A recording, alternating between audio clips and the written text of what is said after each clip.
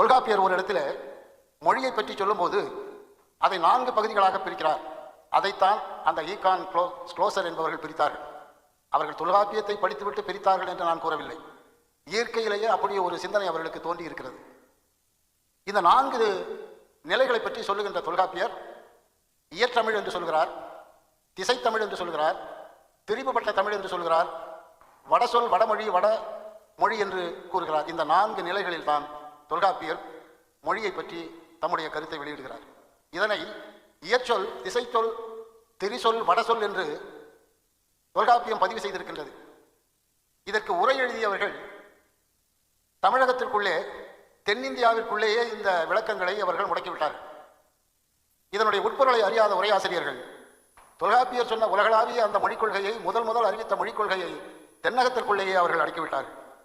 இயல் மொழி என்று தொல்காப்பியர் சொன்னது இயன் மொழி என்பது தமிழைத்தான். தமிழையே அவர் முன்னிறுத்துகிறார். திசை மொழி என்பது தமிழுக்கு அண்டை பகுதியிலே பேசப்படுகின்ற மொழிகள். திரிபு மொழி என்பது அந்த திசை மொழிகள் தெரிந்த மொழிகள்.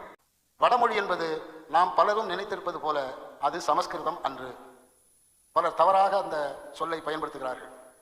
படுத்தல் என்பதற்கு விரிதல் என்று பொருள், நீளுதல் என்று பொருள். வடக்கு திசை நீண்ட திசையாக இருந்ததுனால அதுக்கு வடுத்தல், வடக்கு என்று பெயர்.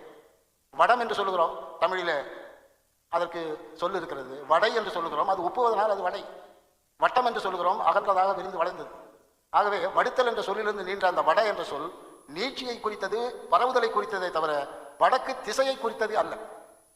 இதை உரையாசிரியர்கள் தவறாக புரிந்து கொண்டு வட மொழி வடசொல் என்பது சமஸ்கிருதம் என்று அவர்கள் உரை எழுதி வைத்திருக்கிறார்கள். அடிப்படையிலே உரையாசிரியர்கள் செய்த தவறு இன்று வரை தமிழ் கல்லூரிகளும் கூட தொடர்ந்து கொண்டிருக்கின்றன.